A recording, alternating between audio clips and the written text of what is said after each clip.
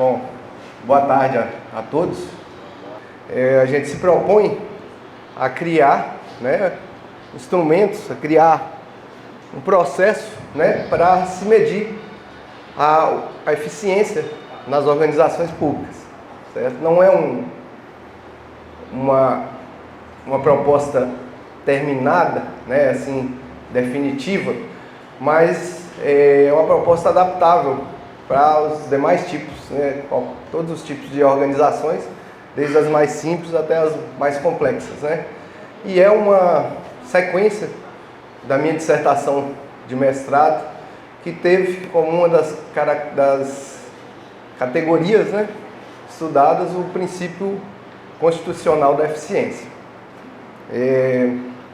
Aproveito para cumprimentar a todos aqui, agradecer ao Dr. Flávio, em nome do Instituto, que fez esse convite, o Roberto Crescencio, aqui em nome de todas as autoridades presentes, e todos os demais assistentes, na pessoa do meu grande colega do Tribunal Regional do Trabalho, o nosso oficial de justiça, o Petrônio, tá? Qual é o nosso objetivo, Como medir a eficiência administrativa nas organizações públicas, Talvez esse seja um dos motivos de, num seminário de direito público, a gente ter aqui um administrador, Eu entendo que quando se incluiu no artigo 37 da Constituição Federal o princípio da eficiência, a máquina estatal diz para a gente o seguinte: o que vocês estudam, a sua maneira, o seu processo de trabalho é importante para a máquina pública. Nós precisamos de vocês. Nesse sentido, eu queria fazer dois recortes aqui, um relacionado à crise de 1929, que ocasionou o surgimento do keynesianismo, O keynesianismo é uma corrente desenvolvida pelo economista John Maynard Keynes, segundo a qual os gastos, através dos gastos governamentais, se estimularia o consumo agregado, através da provisão de serviços sociais e acesso a crédito, especialmente para as, como se diz, faixas de renda menor, O keynesianismo ele veio a ser como se fosse a estreia, o início da social-democracia, Seria uma escola intermediária entre o socialismo, que pregava o controle total dos meios produtivos pelo Estado, e o liberalismo, que pregava o contrário, o mercado livre, a mão invisível, que através dos objetivos individuais, por viabilizar a realização de objetivos privados, no total iria se realizar o melhor para uma sociedade. O que o keynesianismo traz? O meio termo, social-democracia. Atitude, que ele chama de atitude anticíclica. Se a gente observar aqui a fórmula do PIB, consumo privado das famílias, mais investimentos, mais gastos do governo, mais a diferença entre exportações e importações. Então, o que prega essa corrente, atitude anticíclica, o que seria? Nos períodos de recessão, o governo intensificaria os gastos e reduziria a carga tributária em cima dos contribuintes. Nos períodos de aquecimento da demanda, faria o contrário, menos gastos e mais tributos, para manter a economia sempre num movimento, como se diz, regular, não muito acima, não muito abaixo, e manter uma previsibilidade dos mercados. Em seguida, vamos falar um pouco sobre o estado do bem-estar social. O Estado do bem-estar social surgiu no período pós-guerra, né, onde havia muitos prejuízos econômicos, muita infraestrutura destruída nos países, em especial da Europa, os países estavam tentando reconstruir sua infraestrutura, a população estava empobrecida e demandando cada vez mais serviços do Estado em troca de contrapartidas financeiras cada vez menores. Então, essa demanda por prestações positivas dos Estados, né, fez desenvolver-se o que hoje é conhecido como Estado do Bem-Estar Social ou Welfare State, né? Trouxe aqui um conceito, né? É a investidura por parte do Estado de responsabilidade pelo bem-estar dos cidadãos, que implica transferências monetárias e de serviços com objetivos redistributivos. E qual o problema que, tendo se iniciado essa corrente lá depois da Segunda Guerra Mundial, qual foi o problema que ao final dos anos 70, início dos anos 80, incutiu, né? Foi surgindo e foi se agravando, né, com essa maneira de agir dos Estados. Os problemas da burocracia, porque isso tudo ainda estava sendo realizado dentro do modelo burocrático, né, de governo. Então, o agigantamento da estrutura administrativa para atender cada vez mais demandas da população.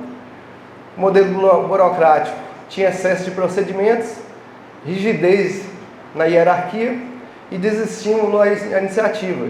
Isso tornava a ação estatal lenta e cara ao mesmo tempo. Havia necessidade de se responder de uma forma ágil e planejada às necessidades coletivas.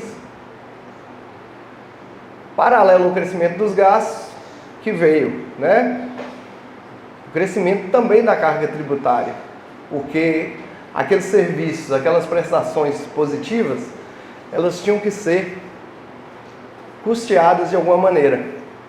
E todo mundo sabe, né, nós vivemos um país essencialmente fiscal, que a maior parte da receita de um país vem da carga tributária. Tem aqui dois gráficos, um que mostra a carga tributária em 3 países da Europa, Reino Unido, Alemanha e Estados Unidos. A gente pode ver ali que a partir dos anos 40 tem uma inclinação mais íngreme em sentido positivo nos gráficos, né? Aqui do lado nós temos o percentual do PIB, né? A gente pode ver ali que no Reino Unido cerca de 50% do PIB provém da carga tributária, né? No Brasil, se não me engano, cerca de 1/3 já provém da carga tributária, né? Aqui os gastos no Brasil, aí já a partir da década de 40, a gente vai ver que gastos públicos e carga tributária, né, só teve um pequeno período ali em que houve decréscimo, né? Foi ali entre 1980 e 1990. No mais, sempre de forma bem crescente, a evolução da nossa carga tributária, né? E aí o Luiz Carlos Bressa Pereira, né, foi o ministro do governo Fernando Henrique Cardoso, responsável por implementar a reforma gerencial no Brasil. Ele nos diz que a reforma gerencial surgiu como consequência administrativa dessa consolidação do Estado Social e, ao mesmo tempo, como instrumento de fator fundamental para a sua legitimação, né? O Estado Social só pode ser estabelecido, criado, porque a administração burocrática proporcionava um mínimo de eficiência que o tornava economicamente viável. Com o passar do tempo, isso não era mais verdade, né? Então, na medida que avançaram as reformas sociais, o aumento do custo dos serviços do Estado impôs a adoção da reforma gerencial, para que o Estado social se mantivesse legitimado em face da ofensiva neoliberal era necessário tornar suas ações substancialmente mais eficientes. Não era possível mais tantas prestações sociais sempre ao custo do aumento do gasto, do aumento da carga tributária. Era preciso criar alguma maneira de, sem aumentar a carga tributária, oferecer mais serviços, né? Oferecer mais prestações sociais. E a reforma gerencial foi um movimento que veio para tentar, mantendo o estado do bem-estar social, buscar eficiência. Temos no Brasil a emenda constitucional de 19 de 1998, né, proposta, né, ao Congresso Nacional pelo presidente Fernando Henrique Cardoso, com base no plano diretor da reforma do aparelho do Estado, de novembro de 1995. O Brasil foi o primeiro país em desenvolvimento a adotar a reforma gerencial, certo? Acrescentou ao rol dos princípios do artigo 37 caput da Lei Básica a menção da eficiência.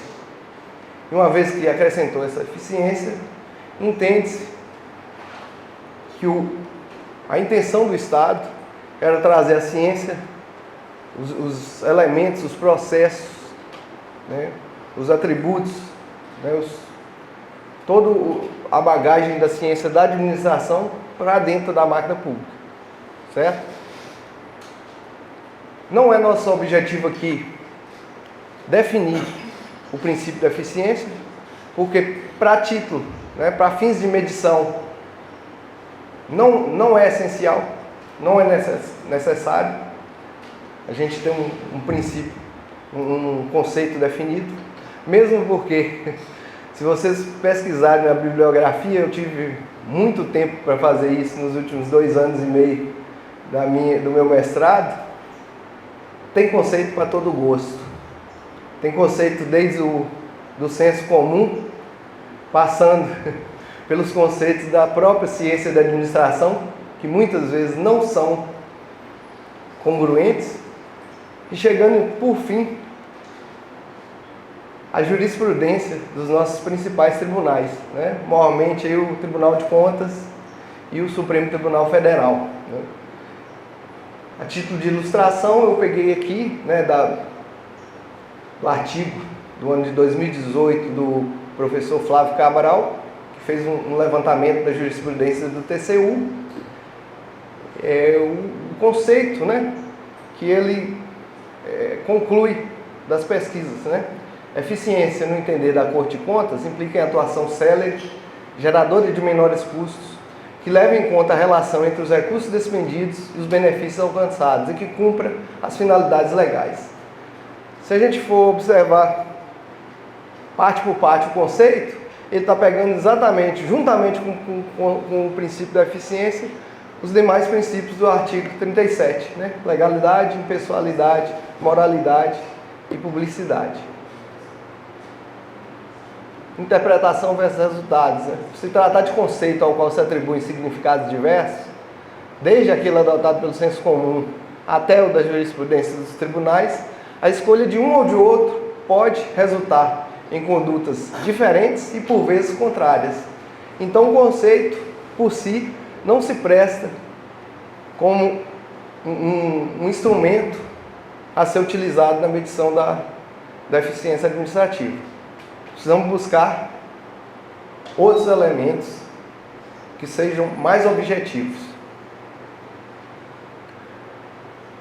Inclusive, né, por ocasião do início dos anos 2000, em uma de suas obras, Celso Antônio Bandeira de Mello proferiu, né, a seguinte conclusão, né, que o conceito era juridicamente tão fluido e tão difícil de controle ao longo do direito, que mais parecia um simples adorno, ou seja, não tinha sequer consistência jurídica por volta do final dos anos 90, o início dos anos 2000, para serem utilizados, né?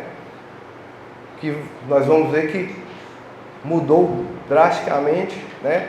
Com o uso, com a criação de vários diplomas legais que tentaram não definir mas caracterizar, dar atributos à eficiência, e com a própria jurisprudência da nossa Corte Maior, né? Supremo Tribunal Federal. Uma vez que o princípio de eficiência traz para dentro da máquina pública os conhecimentos, né? O campo da administração, né? Adaptar a administração privada à máquina pública, coloca a administração para trabalhar dentro da máquina pública. A exemplo do método científico, o administrador também tem o seu método. E esse diagrama, né, o chamado ciclo PDCA, é o que resume, né, a atividade administrativa. Planejar, fazer, checar ou avaliar e corrigir.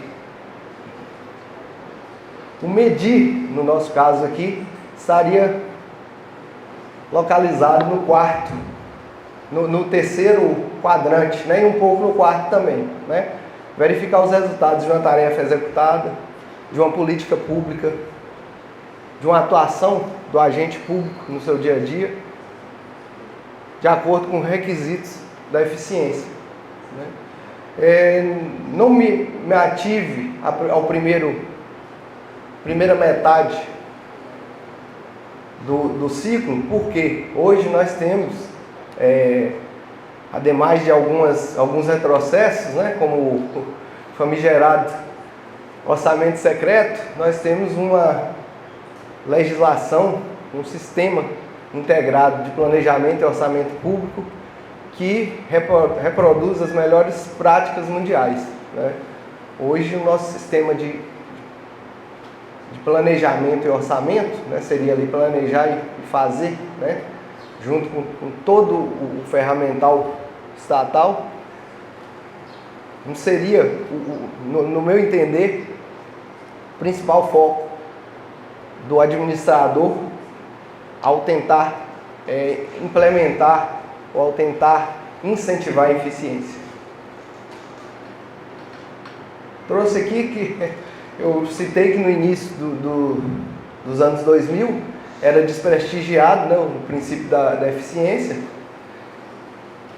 Uma realidade que mudou bruscamente a ponto da gente ter na Declaração de Direitos de Liberdade Econômica, né, uma lei de setembro de 2019, né, o seguinte dispositivo: as propostas de edição e de alteração de atos normativos de interesse geral de agentes econômicos ou de usuários dos serviços prestados, editadas por órgão ou entidade da administração pública federal, incluídas as autarquias e fundações públicas, serão obrigatoriamente, né, precedidas da realização de análise de impacto regulatório, que conterá informações e dados sobre os possíveis efeitos do ato normativo para verificar a razoabilidade do seu impacto econômico. Ora, isso aqui nada mais é do que testar a eficiência potencial de uma determinada política pública que tenha repercussão econômica. E hoje, para a esfera federal, né, por força desse diploma, é uma obrigação. Pesquisando na bibliografia sobre análise de essa análise de impacto regulatório, encontrei meio que um modelo padrão, né? Que ele envolve aí 6 passos, né? Identificar o objetivo do projeto e examinar quais são as alternativas relevantes a ele, identificar e mensurar os potenciais custos e benefícios decorrentes da implementação do projeto, trazer para valores presentes os benefícios e custos futuros do projeto, interpretar os resultados e adotar um critério de decisão, comparar o resultado encontrado com o status quo do caso base, verificar a viabilidade financeira e sustentabilidade do projeto. Qual é a minha proposta aqui? A partir do próximo slide, nós simplificarmos isso aí. Na prática, o que a gente precisa fazer para isso acontecer? Dentro dos órgãos que a gente trabalha, tenha ele a dimensão que for, preste ele o serviço público que ele prestava. Trago para vocês conceitos da análise econômica do direito, que é uma escola que procura trazer para dentro do direito ferramentas da economia. É uma escola que surgiu nos Estados Unidos, né? Basicamente ligada às universidades de Chicago e de Yale, né?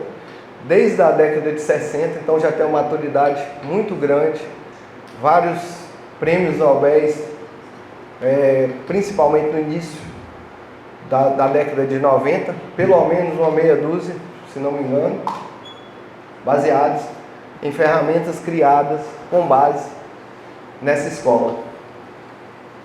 O que essa escola prega? A ascendência da eficiência como princípio constitucional conclama a união entre direito e economia para operabilidade de parâmetros, que é isso que nós vamos tentar fazer. Operabilizar o princípio da economia. Criar um raciocínio, criar um processo, criar um procedimento para medi-lo. Parâmetros de atuação estatal maximizadora do bem-estar social.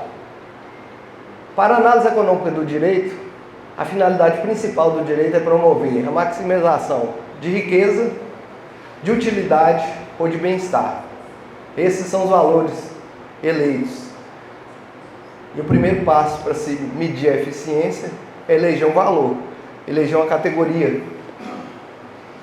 seja ela riqueza, utilidade ou bem-estar. Adota a eficiência como critério principal para avaliar e direcionar a evolução e aplicação do direito. E aqui cabe um parênteses, né, para a eficiência dentro do serviço público.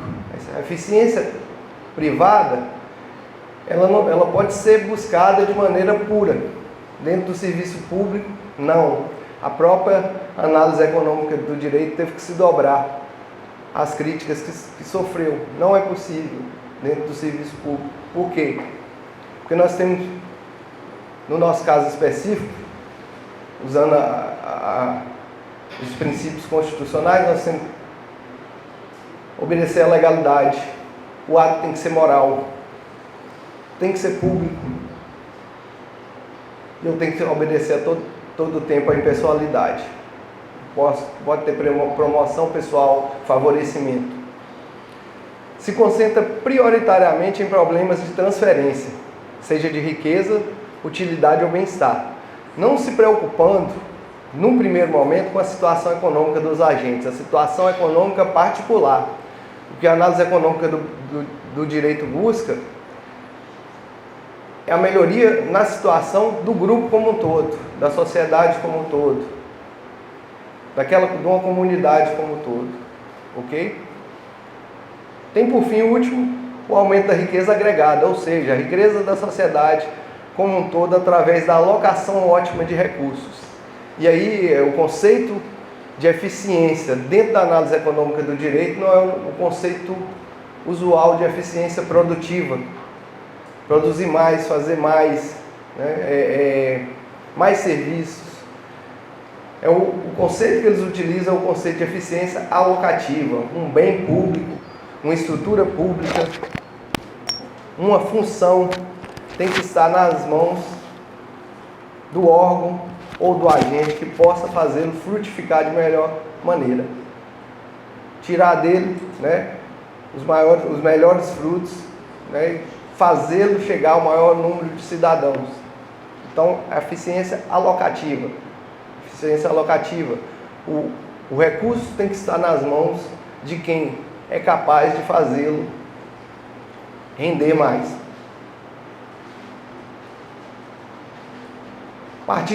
Escolhemos um valor, né, dentro da análise econômica do direito. Bem-estar, utilidade ou riqueza, passamos a um critério de escolha. Quem melhor que os estatísticos para nos darem um critério, né, de escolha? Aqui falamos primeiro sobre Pareto, né? Vilfredo Pareto, sociólogo e estatístico italiano, dentro da administração privada.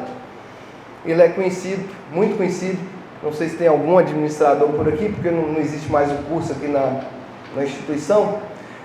Ele criou uma regra conhecida como 80-20, segundo o qual, numa cesta de produtos, geralmente 80% dos consumidores têm preferência por 20% dos produtos daquela cesta.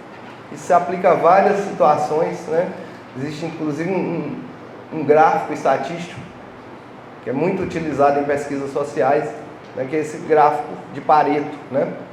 E o que é a eficiência de Pareto, ou a eficiência alocativa ou superioridade de Pareto?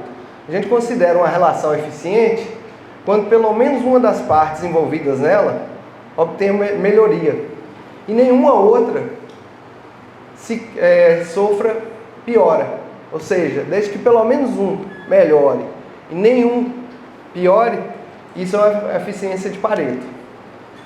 Sendo a melhor situação possível, ou o ótimo paretiano, aquela em que todos experimentam algum grau de melhoria nas condições anteriormente colocadas. Então, esse ótimo de Pareto, para as situações da vida real, é quase uma utopia. Então, se aplica muito poucas situações reais, né, um critério muito rigoroso. É um critério onde dificilmente seria conseguir classificar uma política, uma ação, como uma ação eficiente. E aí surge o critério de Kaldor-Hicks, né? São dois estudiosos, né? O Kaldor, se não me engano, é húngaro, e o Hicks é inglês, né? Que eles chamam de Pareto potencial. E qual seria o critério Pareto potencial? Um critério menos rigoroso e mais aplicado às situações reais, né? Segundo esse critério, uma transação é considerada eficiente caso haja melhora na situação agregada, não na situação dos agentes individualmente, de todos os agentes, né? Para o grupo como um todo. Mesmo com parte dos agentes obtendo ganhos e outra parte experimentando piora na condição, desde que a soma das perdas individuais não supere o ganho coletivo, né? E como última condição, desde que os participantes, porventura prejudicados, sejam compensados através da intervenção institucional forçada pelas perdas que tenham sofrido. Ou seja, é uma situação que artificialmente vai levar essa situação para um Pareto ótimo, de forma artificial. Quem está tendo algum tipo de prejuízo vai ser compensado pela máquina estatal de alguma maneira. Para quê? Para a gente privilegiar o maior ganho coletivo. Elegemos um valor, elegemos um critério de escolha e de avaliação, precisamos dos atributos da eficiência. Na administração pública, onde que devemos buscar esses atributos para a eficiência? Nos diplomas legais, na lei. Precisamos de uma coisa estável para medir a eficiência. Escolhi três exemplos aqui para vocês, mas cada instituição, cada agente público vai, de acordo com as suas necessidades, com a configuração do seu órgão, encontrar com certeza muitos outros, né? Primeiro, os atributos da eficiência, segundo a Lei 8.987 de 95, essa lei tutela, né, a permissão e concessão de serviços públicos, né? E o que essa lei diz a respeito de um serviço público adequado? O que é um serviço público adequado? É aquele que tem regularidade, qualidade dele não oscila muito, continuidade, não tem interrupção, cortesia no trato com o cidadão, segurança, não traz riscos, a integridade do cidadão, atualidade, utiliza as técnicas mais modernas, generalidade, atinge o maior número de usuários, e modicidade, Modicidade diz respeito ao custo, baixo custo, né? Mais ainda, baixa tarifa, né? O custo da tarifa não é um custo justo, né? A título como se diz, de memorização, coloquei ali um dos meus mnemônicos das épocas de concurso, né? Reconcursagem, né? Essa foi a criação pessoal para conseguir gravar isso, né? Passamos ao próximo. Atributos da eficiência com relação à Lei 9784 de 99, a Lei do Processo Administrativo, né? É utilizado dentro de toda a organização pública, né? O procedimento é eficiente, ele é célere, já falamos sobre a celeridade, simples, não se reveste de formalidades desnecessárias, ele é formal, exatamente na medida necessária, com finalidade pré-definida com relação tanto à máquina pública quanto ao usuário. O usuário poder cobrar, ele tem que saber qual é a finalidade, porque aí ele vai saber se foi atingido ou não. Econômico, né? Um pouco de dispêndio. E efetivo quer dizer que atinge os seus objetivos. Esses são os atributos com relação à Lei 9784. São duas leis dos anos 90, uma dos meados, outra do final, mas a gente pode buscar em uma bibliografia mais recente, né?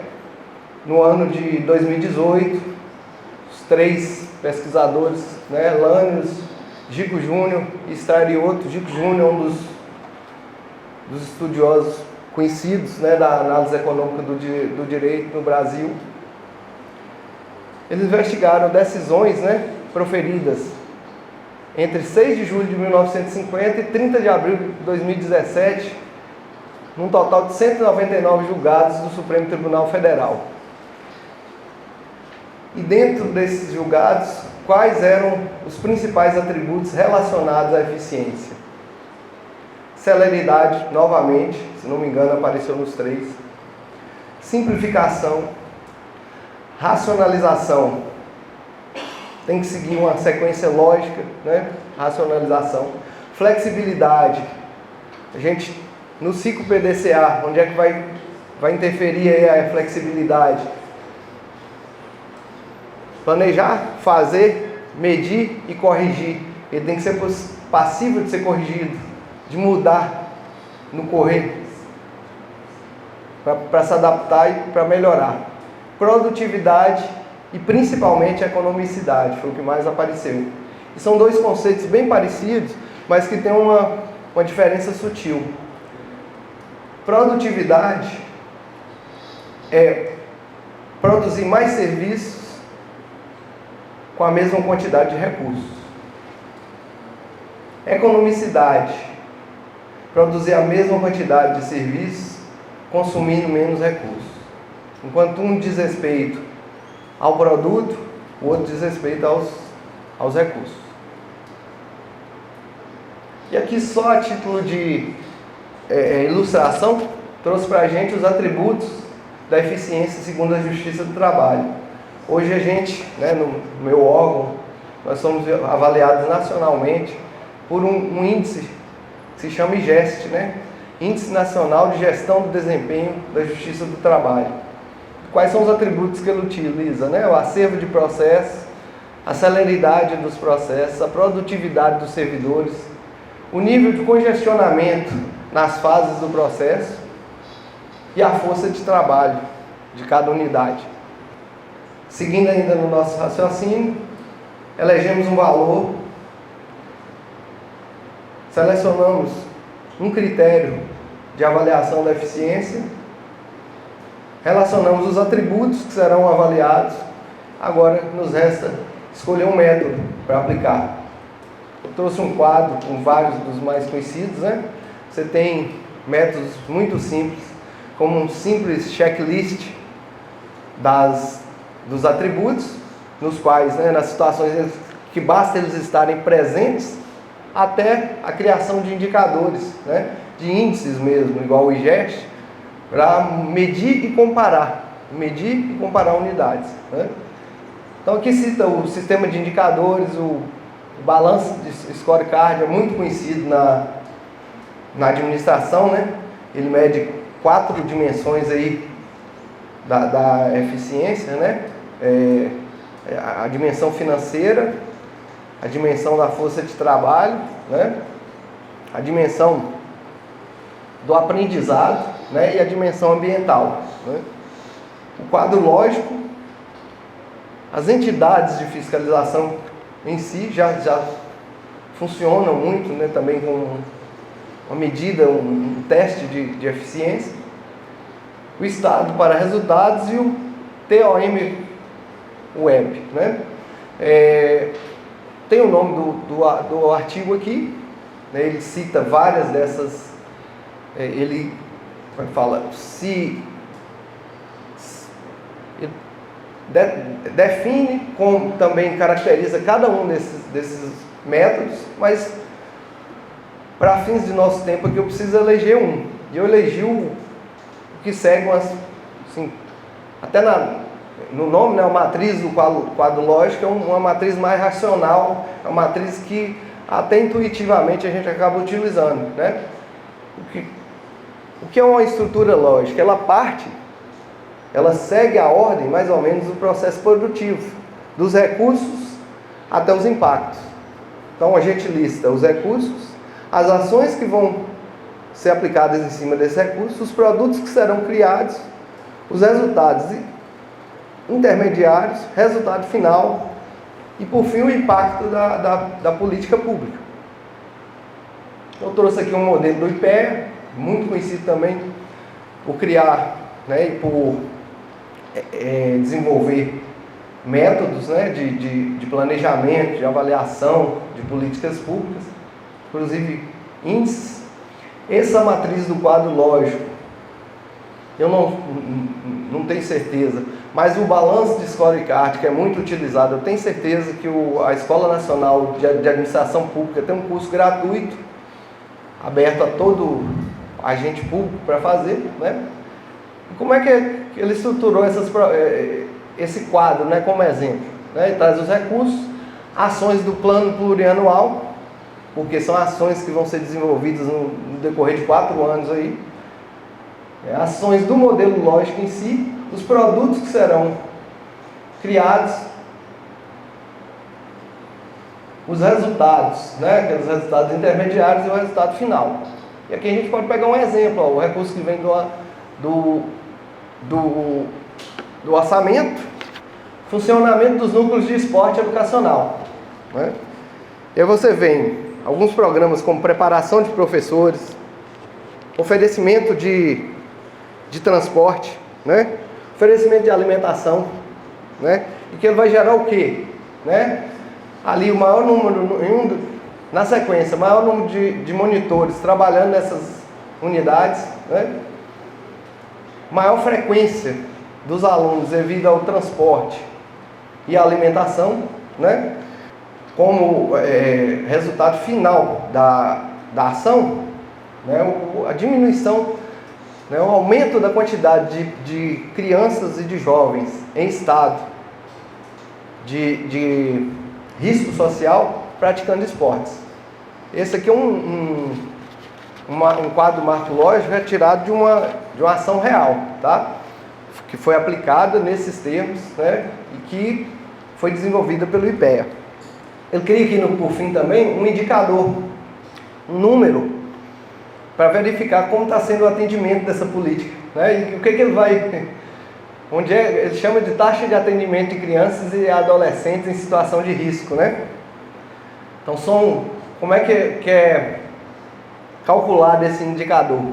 Quantidade de adolescentes atendidos pelo programa, pela quantidade de adolescentes identificados em situação de risco.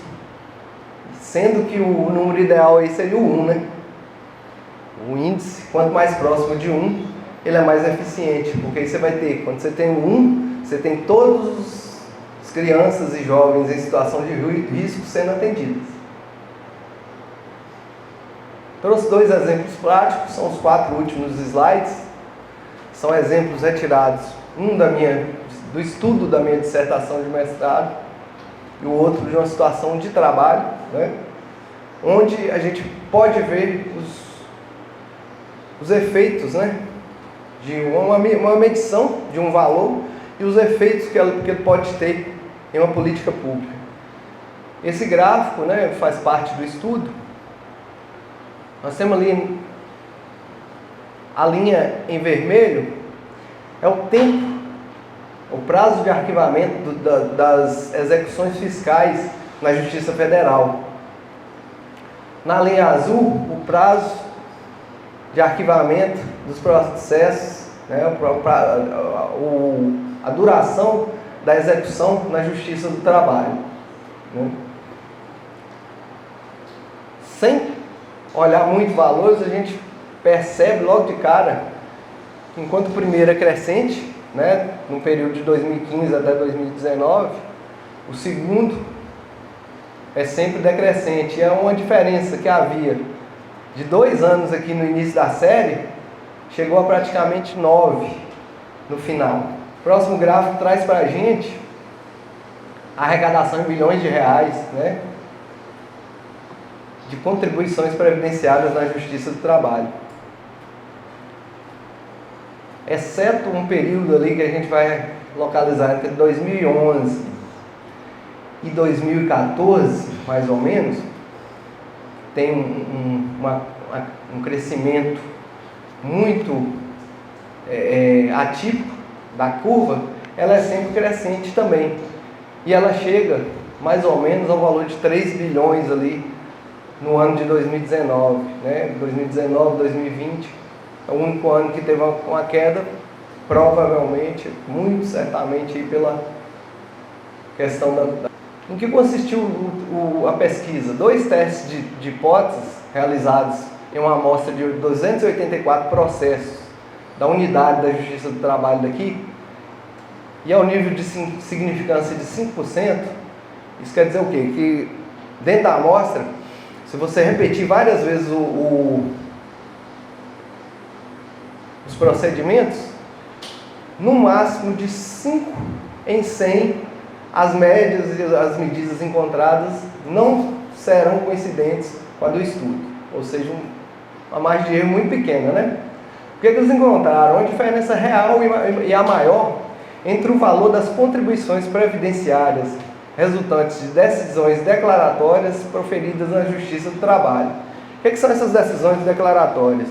São aquelas decisões em que se reconhece um vínculo que correu o tempo todo sem carteira assinada, né? Ou uma diferença paga maior fora não registrada, certo? Esses valores hoje, por força da súmula vinculante número 53, né, eles devem ser executados na Justiça Federal. Esses valores são estatisticamente muito maiores que aqueles resultantes das decisões condenatórias, né, cuja execução é de competência da própria Justiça do Trabalho. O que nós estamos querendo dizer aqui, resumidamente? A execução fiscal na Justiça Federal demora 9 anos mais e cobra-se muito mais do que a execução na Justiça do Trabalho. Ou seja, esse gráfico anterior aqui, ó, poderia estar naturalmente no nível do pico dele ali e sempre cobrado com 9 anos de antecedência. Do ponto de vista da eficiência, a conclusão que a gente pode chegar é que se toda a execução fosse executada, né, se fosse feita na Justiça do Trabalho, a gente teria um ganho em pelo menos duas categorias: tempo e quantidade de recursos. Segundo exemplo, para a gente ver, né, e já finalizando, para a gente ver como o princípio da eficiência pode ser utilizado tanto a nível de organizações quanto a nível de servidores mesmo, né? É um procedimento bem comum, eu não sei se tem algum advogado trabalhista aqui, lá na nossa unidade, né? Quando os processos retornam da segunda instância, abre-se o prazo para liquidação, né? E a praxe é publicar um despacho igual esse aqui, em que você dá 8 dias para as partes elaborarem os cálculos e mais 8 dias para elas se manifestarem a respeito dos cálculos. Logo após isso é marcado, né, também uma audiência de conciliação, e se não houver acordo, se não houver consenso com relação a um dos cálculos, a gente marca uma perícia. A perícia de cálculos, que tem valor mínimo hoje na nossa unidade de R$ 1.500. Como vocês podem ver ali, vai demorar 42 dias. 42 dias, somado com os 16 para apresentação e manifestação de cálculo, 58. Se a gente colocar mais uns 2 aí, até a audiência de conciliação, 60, 2 meses, né? Nós tivemos uma mudança, até posso dizer recente, né, Petrone, na nossa direção. Estamos com a nova diretora de secretaria, e uma das mudanças foi no meu setor. Hoje eu sou calculista na Justiça do Trabalho, e ela me colocou nesse setor de recebimento de recursos, de recursos não, de processos que retornam transitado em julgado de uma instância superior. E eu percebi, né, eu trabalhando como calculista, né, e isso graças a sensibilidade da gestora, de onde ela me colocou, de eu ter autonomia para fazer a minha função dentro do que é legal, né, dentro da minha unidade, eu percebi que 60% a 70% dos cálculos eram cálculos básicos, que a gente estava demorando 60 dias e pagando R$ 1.500 no mínimo para serem realizados. Cálculos básicos que hoje são feitos em um sistema da Justiça do Trabalho, também disponibilizado para particulares, né? E que com 5 minutos, não mais que isso, você liquida essas verbas básicas, né? Então, como eu também despacho, né, eu elaboro despachos em processos mais simples, eu passei a eu mesmo elaborar os cálculos, juntar no processo e abrir 8 dias para manifestação, em vez de 8 para realizar os cálculos e 8 para manifestar sobre os cálculos da parte contrária, 8 dias para se manifestar direto sobre os cálculos do setor de liquidação judicial. Marca a audiência de conciliação. Se não houver acordo, é lógico que as impugnações têm que ser fundamentadas. O processo volta para mim por não mais que uma semana. Acredito, né, Petrone, nesses mais simples, uma semana. Ou seja, um prazo de 60 dias caiu para 15, 20 no máximo. E com base em quê? Né? Com base simplesmente não foi a única modificação que houve lá, mas foi a única que eu consegui interferir. E o que eu quero dizer com isso? Dentro da sua margem de manobra, dentro do seu órgão, dentro da sua entidade, né? Você tem que, de onde tirar, tentar tornar o seu o nó que você trabalha mais eficiente. Às vezes uma pequena mudança vai provocar um resultado muito grande. E não é uma coisa elaborada. Como eu disse, em muitos lugares um simples checklist com os atributos que nós pegamos, né, são suficientes. Por fim, o resultado não só do meu trabalho, mas de todos os colegas, né, isso aqui foi só o pingo no oceano que eu consegui colaborar, né, A vara do trabalho de Teófilo Otoni, no espaço de 1 ano e meio, saiu de uma posição de 58ª no estado de Minas Gerais para a 11ª colocada. Se for considerada a quantidade de processos, dentro da faixa de processos que trabalhamos hoje, né, de 1.001 a 1.500, hoje somos a 7ª vara do trabalho do estado de Minas Gerais. Só um pequeno exemplo do que a eficiência bem medida, bem observada, um pouco de esforço no sentido, né, um esforço direcionado, um esforço objetivo, um esforço dentro de um processo organizado e lógico, pode levar dentro das organizações públicas. Por fim, deixo aqui as referências que foram utilizadas especificamente para esse slide. Tem muitas outras. A leitura que eu... Só para essa apresentação de hoje, tem muito mais leituras.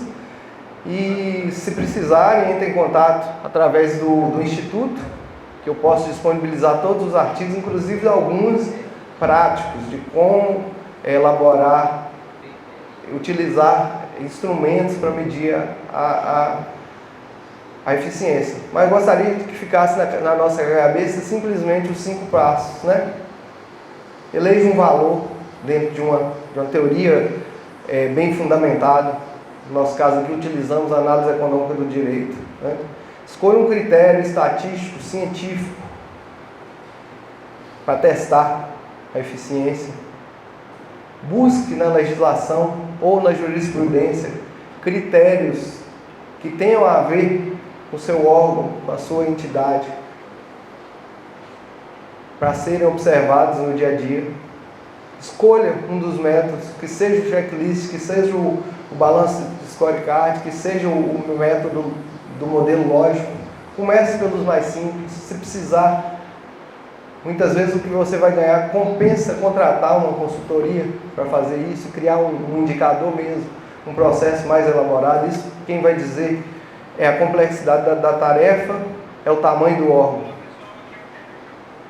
5 passos para medir a eficiência de forma objetiva. Por fim, me despeço dando boa tarde a todos, compartilhando o prazer que eu tenho de voltar pela 4ª vez nessa casa. Entrei aqui pela primeira vez em 1990, com 17 anos de idade, para fazer o saudoso curso de Matemática e Ciências. Voltei para fazer administração. Aqui foi a primeira instituição de ensino superior que me convidou a lecionar.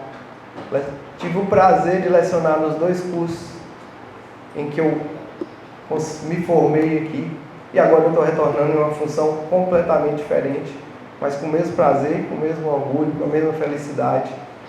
E agradeço pela paciência, pela oportunidade.